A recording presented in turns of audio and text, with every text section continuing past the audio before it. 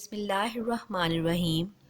السلام علیکم جماعت ناہم بیٹے، آپ کے اس ہفتے کے کام میں جو کہانی ہم نے پڑھنی ہے وہ کہانی شیر کا گھر ہے۔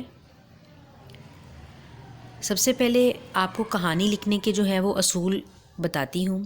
یہاں اپنے سامنے اسکرین شاٹ پر دیکھیے، کہتے ہیں جب سے انسان نے بولنا سیکھا، حکایت یا کہانی سننے سنانے کا سلسلہ چل نکلا، حتیٰ کہ مہذب زمانے تک اس دلچسپی میں فرق نہ آیا۔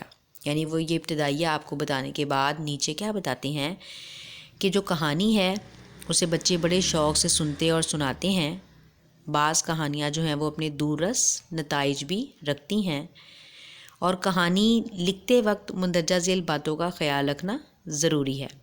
اب وہ کیا کہتے ہیں آپ جب بھی کہانی لکھیں تو ماضی کی بات کو حاضر کے صیغے میں نہ لکھیں، بلکہ ماضی میں ہی کہانی لکھی جائے۔ نمبر 2 پہ کیا کہتے ہیں، زبان سادہ اور روزمرہ کے مطابق ہونی چاہیے۔ آگے وہ کہتے ہیں قصے کا پلاٹ مربوط ہونا چاہیے۔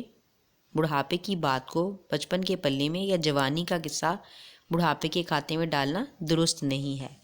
یعنی جس دور کی بات ہو رہی ہو، جس انداز میں ہو رہی ہو، جس زبان میں ہو رہی ہو، اسے اسی انداز میں لکھنا مطلوب ہے۔ آگے یہ دیکھیں، یہ آپ کے سامنے کہانی شیر کا گھر ہے، یہ آپ کے پی ٹی وی کی جو بک ہے اس پر موجود ہے۔